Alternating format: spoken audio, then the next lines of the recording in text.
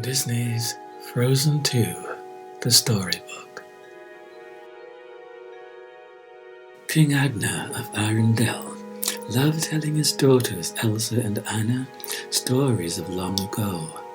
One night he told them about the Ahtohallan, a people who lived in harmony with the spirits of nature. The story left Anna and Elsa with many questions, but it was late, so their mother, Queen Iduna, lulled them to sleep with a lullaby. She sang of a river called Ahtohallan, which held all the answers to the past. Elsa wondered if Ahtohallan knew why she had magical power. Someone should really try to find it, she said before dozing off. Many years and adventures later, Arendelle was flourishing. Elsa was the new ruler, and she and Anna surrounded themselves with a friendly group composed of a snowman, a reindeer, and a mountain man they called family. One evening, they were all playing charades.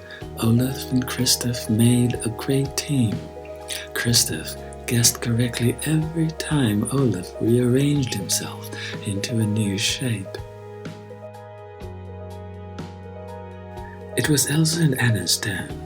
As Elsa stood before the group, she heard a haunting melody sung by a voice that no one else seemed to hear. It took her focus off the game.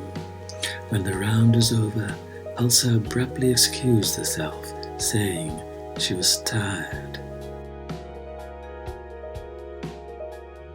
Anna knew her sister wasn't just tired. She opened the door to Elsa's room and saw that she had wrapped herself in their mother's scarf. "You do that when something's wrong," said Anna. "What is it?" Elsa wanted to tell Anna about the voice, but decided against it. Instead, she said she was worried about messing things up. "You're doing great," Anna assured her. Elsa smiled. "What would I do without you?" she asked. "You'll always have me," replied Anna.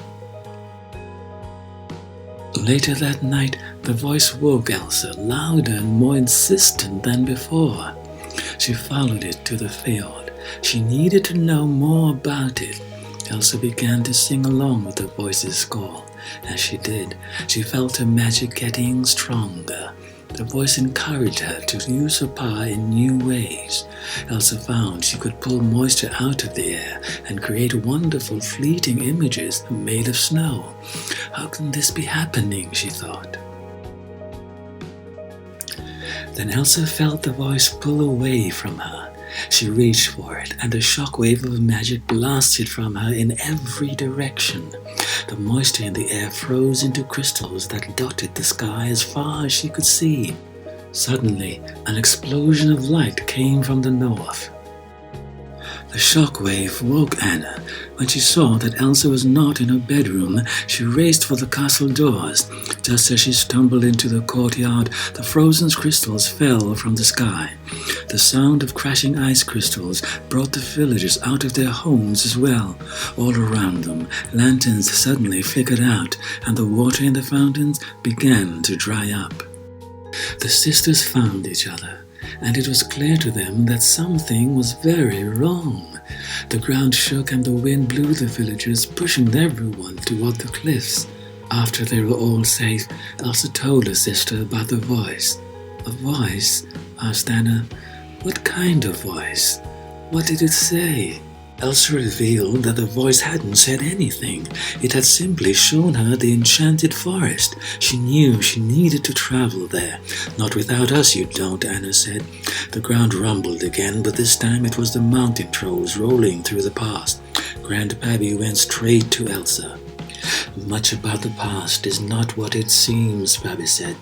"When one can see no future, all one can do is the next right thing." Elsa had to find the voice. "And this time, Anna, I am not afraid," she said. Grandpappy told Anna he would take care of the villagers, but she needed to watch over Elsa. "I won't let anything happen to her," Anna promised. At dawn, Elsa, Anna, Olaf, Kristoff, and Seven left Arendelle, headed due north. They traveled day and night. Their mission was too important, the stakes too high to stop for rest. Olaf tried to lighten the mood. "Who's into trivia?" he asked, but he didn't wait for a response. "I am, okay?" The snowman kept up a never-ending chatter, revealing fun facts he had discovered since learning to read. "Did you know that water has memory?" Olaf said. "Did you know men are 6 times more likely to be struck by lightning?" "Sorry, Kristoff."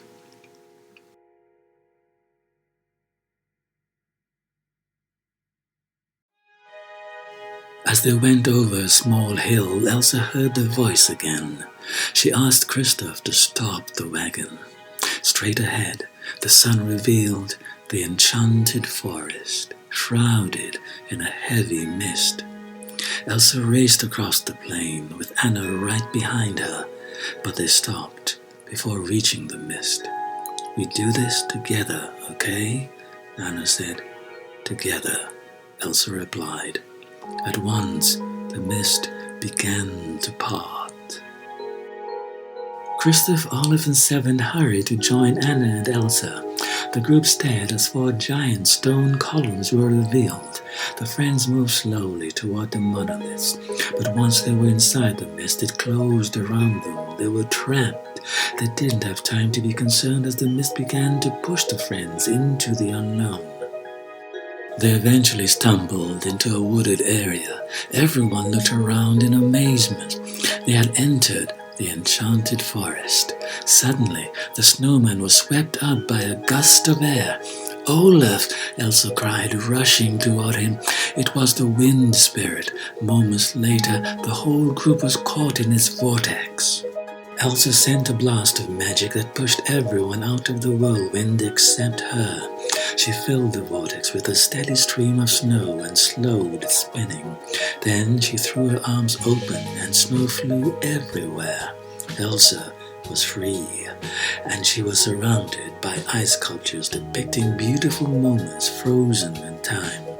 "What's that thing you say, Olaf?" Anna asked. "Water has memory," he said. As Anna and Elsa walked among the sculptures, one in particular caught their attention. It showed their father as a teenager. He was being rescued by a girl who wore a scarf that was just like their mother's. They suddenly heard a loud banging. Reindeer quickly surrounded Elsa and the others as people emerged from the bushes. They were the Northuldra. Anna grabbed an ice sword from one of the sculptures. "Lower your weapon," said the Northuldra woman named Ahtohallan. Seconds later, soldiers from Arendelle in faded and tattered uniforms appeared. "And you will lower yours," Lieutenant Matthias of the Arendellians said to Ahtohallan. But another Northuldra, Elena, sneaked up behind them. "Threatening my people again, Lieutenant," she said. The 2 groups charged, both wanting to be the first to capture the sisters and their friends. Elsa used her magic to make the ground slick, causing the Northuldra and the Arendellian soldiers to slip and fall. "That was magic," Matthias cried.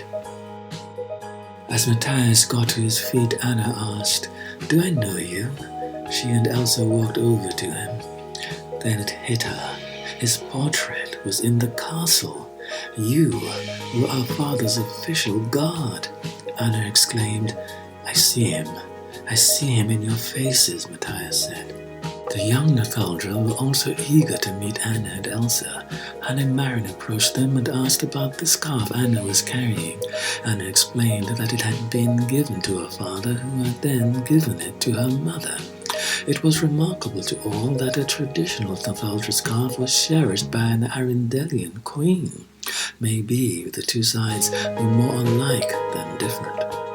Without warning, a bright light shot out from behind a tree. It was the fire spirit. Everything it touched burst into flame.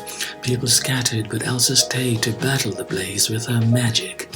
The Northuldra ranger panicked and ran. Kristoff jumped onto Seven and took off after them. Elsa spotted the tiny fire spirit, a salamander, under a rocky overhang. Elsa held out her hand, and the spirit cautiously climbed onto it. She smiled and sprinkled the salamander with snowflakes. All of a sudden, Elsa heard the voice, and so did the fire spirit. The two of them turned toward its calling. "We have to go north," Elsa said. It was time to move on. Elsa started walking. Even though Kristoff and Seven were away from the camp, Anna and Olaf knew they had to leave immediately with Elsa. It felt as if they had been walking for hours when a distressing sight came into view. The wreckage of an Arendellian ship. When they got closer, Elsa and Anna realized it was their parents' ship. Inside, Anna found a map. Ahtohallan, the river from their mother's lullaby, was clearly marked on it. Elsa was devastated. This was my fault. They were looking for answers about me. "Hey, you are not responsible for their choices," said Anna. Elsa let that sink in. She knew Anna was right, but she also knew that the next part of the journey would be the most dangerous. She had to go alone. If anything happened to Anna, she wouldn't be able to bear it. She conjured up an ice boat beneath Anna and Olaf and sent them down a dry riverbed. Anna reached for something, anything, to stop their boat, but they slipped into a quickly flowing river that took them farther from Elsa. As the ice boat continued downstream, Anna spotted earth giants sleeping along the shore. The giants stirred as Anna and Olaf drifted silently by. As perilous as the moment was, Anna couldn't help wondering what dangers Elsa was facing. Elsa had in fact reached the dark sea. Its ferocious waves made it nearly impossible for her to cross. Elsa was determined, but time and time again the sea pushed her back, and then it pulled her under. She managed to reach the surface and create an ice slide, but when the waves broke it, she dove straight into the water, not noticing an enormous creature watching her. Below the waves, Elsa was confronted by a looming spirit that took the form of a horse, the Water Knock. The spirit charged at Elsa over and over, but Elsa didn't surrender. She summoned all her power to create an ice bridle, which she hooked onto the massive horse. At last, the Water Knock responded to Elsa's commands. Together, they galloped to the other side of the dark sea. Elsa had reached Ahtohallan and the voice that had been calling her. The answers to all her questions were there, just as her mother's lullaby had promised. But more than the truth about her magic, Elsa also discovered peace. A peace she couldn't wait to share with her sister, the spirits, and spread throughout her kingdom. Meanwhile, Anna and Olaf had found refuge in a cave. A twinkle of snowflakes rushed in and formed an ice sculpture. It was a signal from Elsa that she was safe, and soon they would all be together again. The end.